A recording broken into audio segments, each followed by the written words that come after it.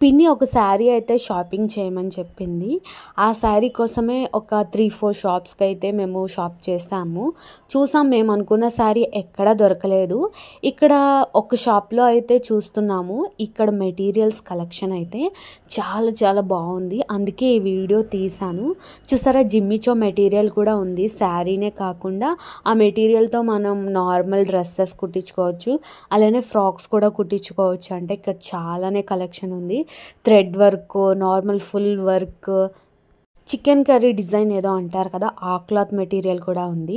ఇంతకీ మా పిన్ని పెట్టిన పిక్ ఏంటంటే ఇది చూసారా, పోచంపల్లి డిజైన్లో ఆమె అడిగింది శారీ.